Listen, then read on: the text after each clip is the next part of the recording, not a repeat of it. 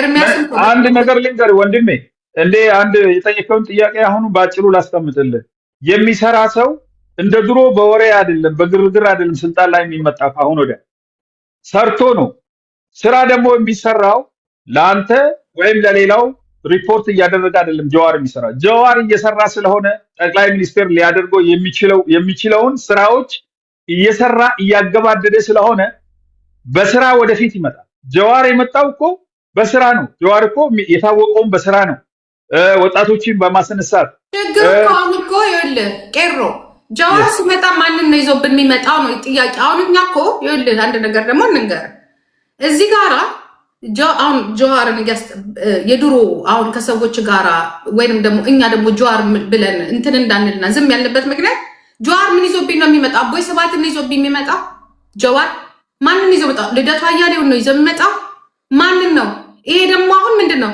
እምቢ የሚሉ ሰዎች ይኖራሉ ብልጽግናን የማይደግፉ የበፊቱ ሰዓት ውስጥ መግባት የማይፈልጉ ሰዎች አሉ ስለዚህ የሚወድቁብን ማን ላይ ነው ሀገሪቷን ልትፈርስ ነው ማለት ነው ገብቷል አባባል የበሰበሰ 27 ዓመት የኦሮሞ ልጅ መሀን ያደረገ በሙሉ ላምጣ ብትል እኔና ጀዋር ልንፋጠጥ ነው ማለት ነው እዚህ ጋር እንዴት ነው ጀዋር አመጣጡ ነው ይሄ እነዚህ የበሰበሱ ትላንትና እንደዚህ ሲያሰቃዩን የነበሩትን ይዞብን ነው የሚመጣ አሁን ይሄ እዛ ያሉትን ሰዎች ጋር እኔ ምን አልቀበልም ኦኬ እዚህ ጋር አንድ ነገር ላስረዳሽ ጀዋር እንዴት ይመጣል የሚለው ጥሩ ጥያቄ ነው ጂጂ በጣም ወሳኝ የሆነ ጥያቄ ነው የጠየቀችው ጀዋር ማንንም ይዞ አይመጣም ጀዋር ማንንም ይዞ አይደለም የሚሰራ ያለው ራሱን ችሎ የሚሰራ ነው ዕውቀት አለው ስትራቴጂ ነገር ግልጽ አድርጎ ይምጣ ልንገራችሁ ጀዋር ከማንም ጋር ተንጠልጥሎ የሚሰራ ሰው አይደለም አንደኛ ጀዋር መሐመድ ራሱን የቻለ ዕውቀት ያለው የፖለቲካ አመለካከቱ ቋሚ የሆነ የፖለቲካ አመለካከት ያለው ስትራቴጂ ያለው ሲስተም ያለው እኛ የጎደለን ወያኔ ምናምን እንደዚህ የሚባለው ነገር አይደለም እኛ የጎደለ ሲስተም ይዞ የሚመጣ ሰው እኛ ራሳችንን በዛ ሲስተም ውስጥ የምናየው ሲስተም ይዞልን የመጣ ሰው በሙሉ ጀዋርን ጨምሮ ሌላም ጨምሮ ያሸንፋል ይሄንን እንዳትረሱ እኛ እንዲህ የተበታተነው ሲስተም ስላጣን ጀዋር መሐመድ ደግሞ ከማንም ተንጠጥሎ አይደለም ከወያኔ ከፋኖ ከኦላ አይደለም ጀዋር ሲስተም ይዞ ነው የሚመጣ በዛ ሲስተም ነው የጠቅላይ ሚኒስትርነት ቦታ ወይም ደግሞ የመሪነት ቦታ በኢትዮጵያ ውስጥ ቦታ የሚያገኘው በዚህ እንጂ ጀዋር ማን ላይ ተንጠልጥሎ አይደለም የሚመጣው ዕውቀት ወሳኝ ነው ኢትዮጵያን መምራት ያለባቸው የተማሩ የፖለቲካ ኮንሰፕት ያላቸው አላማ ያላቸው ለአገራችን የሚበጀውን ነገር ለይቶ የሚያውቁ ሰዎች ናቸው እንጂ ዝም ብሎ ጠመንጃ ስለያዘ ጫካ ሄዶ እንጨት ስል ቁጭ ስላለ እኔ አሁን እንደዛ ስል የታጋዮቹን አስተዋጽኦ ማሳነሴ አይደለም በአጠቃላይ የተዋጋም ሰው በጣም ትልቅ ክብር ሰጣለው ለነጻነት ተነስቶ ህልውናን ለማስጠበቅ የሚደረገውን ትግል በጣም ሪስፔክት አደርጋለሁ ጀዋርንም እንደ ፖለቲከኛ የሚያደርገውን ነገር በቅርበትም አውቀዋለሁ በጣም በቅርበት አውቃለሁ እሱ ጉዳይ በጣም ትክክለኛ ነገር ነው እየሰራ ያለው ትክክል ያልሆነው ጀዋርን ያለ ምክንያት የምንቃወመው ሰዎች ነን ጀዋር ማንንም ጋር ተንጠልጥሎ አይደለም ይሰራ ጀዋር እኮ አንድ ሰው ነው ስንት ድርጅት አለ 48 ድርጅት አለ ኢትዮጵያ ውስጥ የፖለቲካ ድርጅት 48ቱንም እስቲ ድምጹን ትሰማላችሁ ሰምታችኋል ምን የሚባል ድርጅት ሰምታችኋል እስቲ ንገሩ ከ48ቱ ድርጅቶች ውስጥ ድምጹ የሚሰማው የሚዘመትበት የሚወራው ቀንና ማታ ቡና የሚጠጣው በጀዋር ስም ነው ይሄንን እንኳን መገመት መቻል አለባችሁ ስለዚህ ጀዋርን ባትነኩ ጥሩ ነው ጥፋት ካለ ምከሩት ልጃችሁ ነው ወንድማችሁ ነው ከናንተ አብራት የወጣ ልጅ ነው ይሄ ልጅ ሰርቶ መኖር ሲችል ለኢትዮጵያ ብሎ ነው ይሄ ሁሉ ውርደት የሚመጣበት ለማንም ብሎ አይደለም ጀዋር ደግሞ ዘረኛ አይደለም ጀዋር ሃይማኖትንም ተከትሎ የሚሄድ ሰው አይደለም ጀዋርን በደንብ እወቁት እኔ አሁን ጀዋር ጋር ጓደኝነት የለኝም ሌላ አይነት ግንኙነት የለኝም ግን ለእውነት ነው የምቆመው ለእውነት እስከቆምኩ ድረስ ጀዋር የሚመጣበትን ነገር ሁሉ ከላከላለሁ ጀዋር የሚመጣበት ነገር ሁሉ ስህተት እንደሆነ ለእናንተም አሁን እንደምነግረው የትም መድረክ ላይ መናገር እችላለሁ ማለት ነው እኔ ባለፈው ምናልባት ሚዲያ ላይ አድርጋችኋል። መጽሐፍ ያሳተመ ቀን ኑርንበርግ ተገኝቼ ተናግሬያለሁ በፊት ለፊት። ስለዚህ ጀዋር መሐመድ የሚያደርገው ፖለቲካ ትክክለኛ ነው።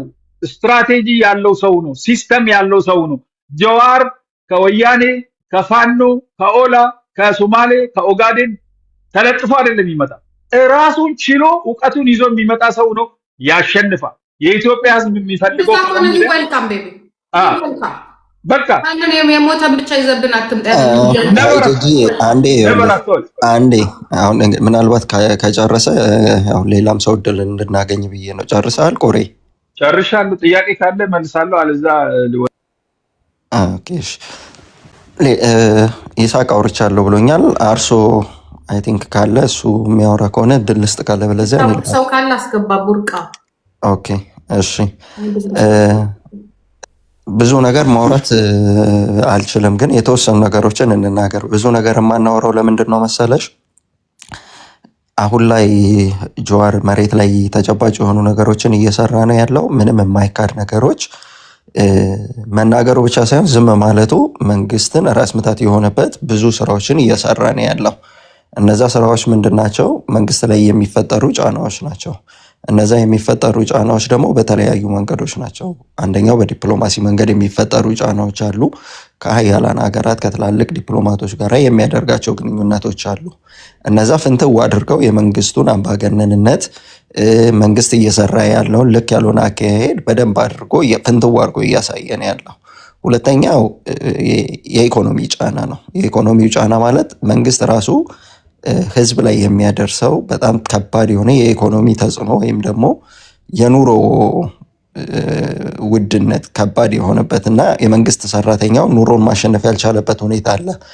የመጀመሪያ የትግል አቅጣጫውን ያደረገው ምንድነው? በኢኮኖሚ በኩል ይሄ መንግስት ሰርቫይቭ ማድረግ የማይችልበት አካሄድ ስለሆነ ያለው፣ ህዝቡ ደግሞ ያንን ነገር ውሎ አድሮ ነገ ተነገ ወዲያ የሚበላውን ሲያጣ ይሄንን መንግስት በአንድ ጀንበር ፈንቅሎ የሚጥልበት አካሄድ እንደሆነ ስለተረዳ በዛ መንገድ ነው እየሄደ ያለው። ግን ምንድነው አሁን መንግስት ጀዋር ሲናገርም ይፈራዋል፣ ዝም ሲልም ይፈራል። ሲናገር የሚፈራው ለምንድነው? የሚናገራቸው ነገሮች እውነቶች ናቸው፣ አንድ። ሁለተኛ ነገር ደግሞ እሱ ሲናገር የሚናገረው ነገር ትክክለኛና ህዝቡ ውስጥ ያለን ነገር ነው የሚናገረው። ዝም ሲልም የሚፈሩት ለምንድነው? ዝም ሲልም አፉ ዝም ይበል እንጂ ስራው ዝም እንዳላለ ስለሚያውቁ ነው። የሚሰራቸው ነገሮች ምንድናቸው የሚለው ነገር ራሱ ለነሱ ሄዴክ ናቸው፣ ራስ ምታት ነው የሚሆኑት ማለት ነው። እንደ አንድ ፖለቲከኛ አሁን ያው ራሱም ተናግሯል ማለት ፖለቲከኛ ነው። ፖለቲከኛ በደንብ ነው የሚተቸው። ከመተቸት አልፎ ብዙ ነገሮች በሱ ዙሪያ ላይ ብዙ ነገሮች ይወራሉ። የሚወሩት ለምንድን ነው? መሬት ላይ የሚታዩ ነገሮች ስላሉ ነው ማለት ነው። ግን አሁን ምንድነው ሰው ማድረግ ያለበት? እሱ የሚሄደውን አካሄድ ምን ያህል ተረድቷል? አሁን አንዳንዶች አውቀው ማለት ይሄ ካራክተር አሳሲኔሽን ስም ለማበላ